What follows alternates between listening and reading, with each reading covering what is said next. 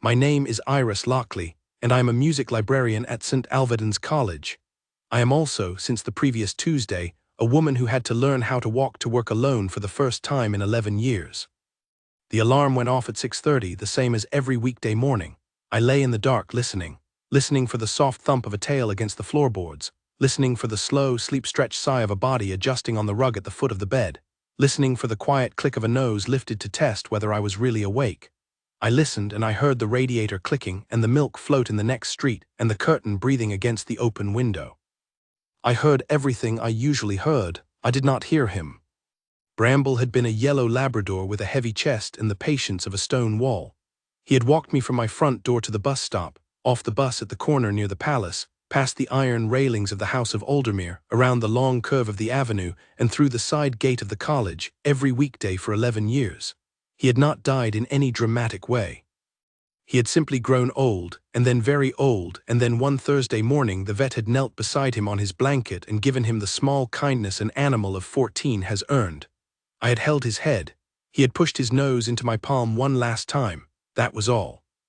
The harness was folded on the bedside table, where the leash used to hang from the hook above, leather worn pale at the buckle. The handle smooth in the place my fingers had rested for thousands of mornings. I picked it up and put it down. I picked it up again. I dressed slowly. I made tea I did not drink. I stood at the front door with my coat on and the harness folded against my chest, and then I put it down on the hall table and stepped outside without it because surely I could walk to the bus stop alone and surely I did not need to carry the empty thing with me. I made it 4 paces down the path before I went back. I picked it up and held it. I tried again, 6 paces. I went back. The third time I did not even pretend. I tucked the harness under my left arm and closed the door behind me. The bus came on time. I knew the route by the rhythm of the engine, the way it sighed at each stop, the smell of damp coats. I always sat in the third seat back on the left. Bramble had always lain in the footwell with his chin across my shoe. I sat in the third seat and the footwell was empty and there was a coldness across the top of my foot where his chin had warmed it for 11 winters. A woman across the aisle said very softly, "Are you all right, love?" I said I was. She let me alone. There was nothing she could have done. There is nothing kindness can do for that kind of cold. I got off 2 stops early. I am not proud of this. The stop nearest the palace requires a particular crossing and a particular turn at a particular corner, and Bramble had always told me when. I did not know how to do that part without him.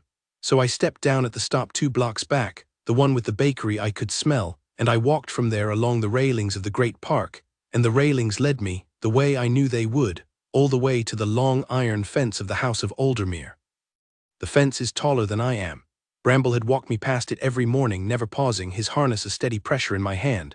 The guards had been a presence I had heard rather than seen, the soft tread of boots on gravel inside the gate, the murmur of a voice giving the time, sometimes the clean ringing call of a bugle from somewhere deep inside the forecourt. I had never spoken to one of them. I do not think Bramble had ever looked at one. He had only ever walked. I reached the rope line outside the main visitors' gate, where the small crowd usually gathers to watch the change of watch, and I stopped. There were people there, I could hear them, phones lifted, the shuffle of trainers on cobblestone, a tour guide saying something in a language I did not catch. The rope was velvet against my palm. I rested my hand on it the way I had rested my hand on Bramble's harness, and I tried to remember which direction the corner went after the gate. Left, I thought. Then a long curve. Then the small university gate on the right, with the iron arch I had heard rather than seen, with the gravel that changed underfoot. I could not picture it. I could only picture his shoulder under my hand and the slow, steady patience of his walking, which was the only map I had ever needed, and which was gone. So I stood at the rope line. I held the harness against my chest. I did not cry because I had cried already in the bedroom at 6:30 with the radiator clicking. I just stood. I think I told myself I was going to start walking again in a minute. I think I told myself that for 45 minutes. I do not know exactly when the change of watch happened. I heard the bootsteps, the called orders, the small precise music of the ceremony. I heard the new guard take up his position at the gate. I heard him settle into his stillness, that particular stillness a trained body knows how to make, the stillness of breath taken quietly, weight balanced, the rifle held just so. I have heard it many mornings from the bus stop, from the pavement as Bramble walked me by. It is a sound even when there is nothing to hear. It is the absence of fidgeting. It is the absence of restlessness. It is the held breath of a man who has decided not to move for an hour at a time. I did not know, until later, that he had been watching me for 40 minutes of his own watch. I did not know that he had signaled, with the smallest tilt of his bearskin, to the guardsman paired with him at the inner post, some private code I will never understand, and that the paired man had answered with a nod so small it could not be photographed. I learned this later from a kind letter the regiment sent me, which named no one but said the watch was a watch of two, and that on that morning the watch had agreed. What I knew at the time was this: at what must have been 12:15, I heard a step, a single deliberate step, and then the measured tread of a man walking from his post toward the rope line. He stopped at a polite distance from me, not close, far enough that I would not feel him as a presence over me. Close enough that his voice, when it came, was low and clear and would not startle. He said, "Madam."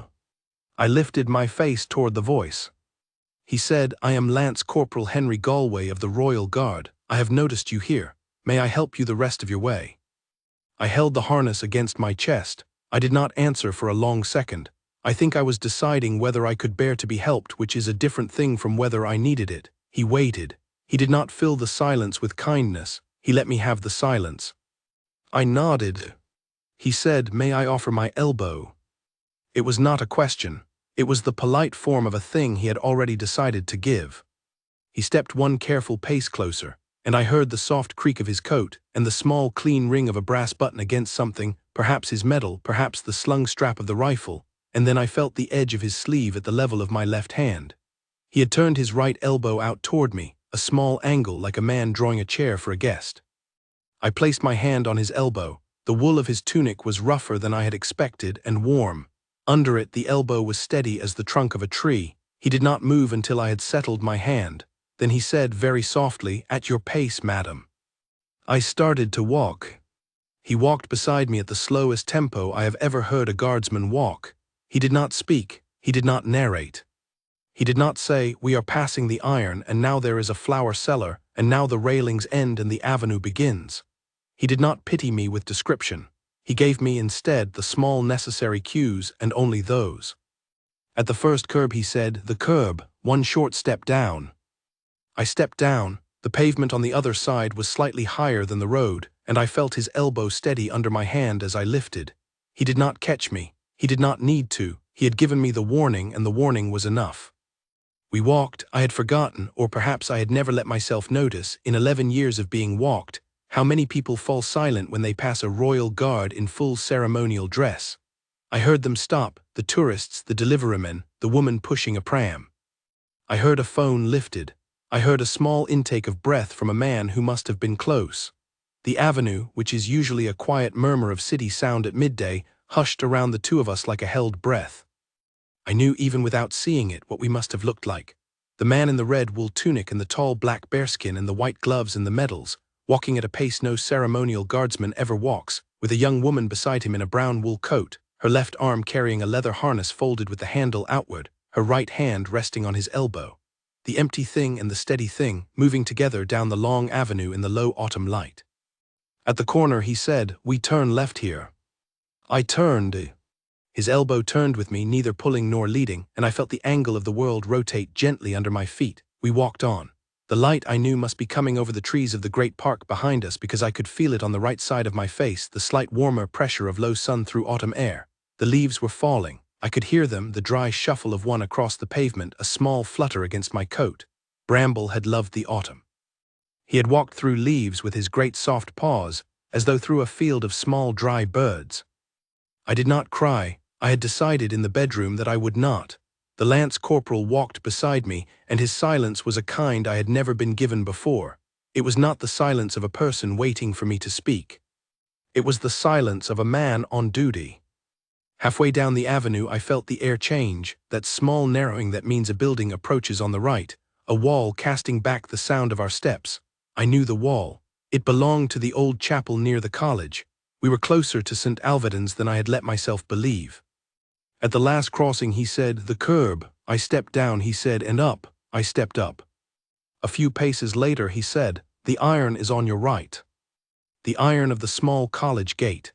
I let my right hand drift out from my side and found it, the cold curl of the wrought handle, the same handle Bramble had nudged with his nose for 11 years, as if to say, "Here, this is the place, this is where you go in." I had thought I would have to find this gate by counting paces from the corner, and I had not known the count because I had never counted. I had only been led. I stopped. I did not let go of the elbow yet. I said the only thing I could think to say. I said, "Thank you, Lance Corporal." He said, "Madam." That was all. He did not say it had been an honor. He did not say it had been nothing. He did not ask me my name. He did not ask about the harness. He waited the small polite second a person waits to be sure a guest is steady on her feet, and then he eased his elbow gently from under my hand, and I heard him take one step back and stand.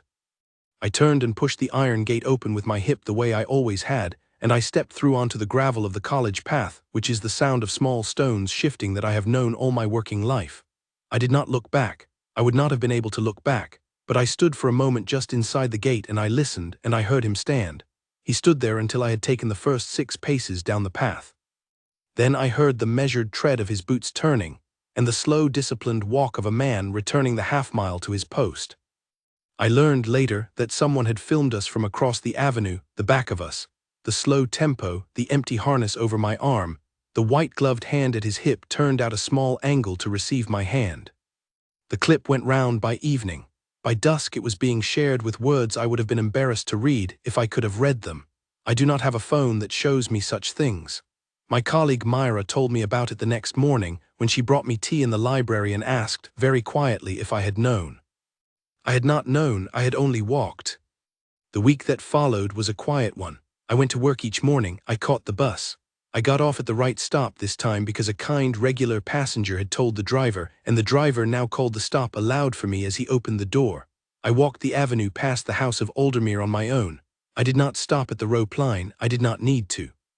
A charity I had never heard of telephoned on the Thursday. They had heard, they said gently, of what had happened.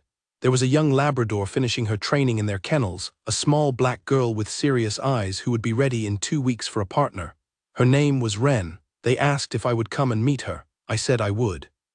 I wrote a letter on the Friday evening in my own hand. I write a little slowly in the large slanted print I learned as a girl to the regiment at the house of Aldermere. I thanked them. I thanked particularly the Lance Corporal who had walked with me. I did not name him in the letter because I felt that what he had done belonged to him and to his uniform and not to a public thing. I asked only that the letter be put with his record if such a thing were done. The regiment replied within the week. The reply was short and very kind. It said the letter had been delivered.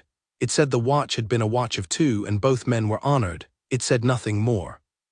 I have never spoken his name in any interview, although 3 were asked of me. I have given none. He has given none, I am told. He returned the next morning to his post at the visitor's gate and he stood his watch as if no half-mile had ever been walked. That, I think, is the part of him I understood best. He had not done a thing. He had done his duty. His duty had simply, on that morning, expanded to include a young woman at his Rope-Line who could not remember which way to turn. I think of Bramble every day. I think of his chin across my shoe on the 3rd seat of the bus. I think of his patience at the kerb. I think of the soft, slow weight of his head when he was tired. He was 11 years of my walking, and there is no replacement for that.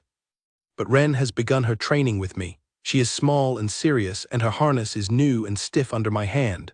We will learn each other. In time her harness will be soft at the handle, where my fingers will have rested for thousands of mornings. And every weekday, when we pass the long iron fence of the house of Aldermere, I lift my chin a small angle the way I learned that morning a guardsman tilts his bearskin to a paired man at the inner post. I do not know if he sees it. I do not need to know. The watch is a watch of 2. On that morning the watch had agreed. That is all I can tell you. The rest belongs to the empty harness, which I have kept folded on the table by the door.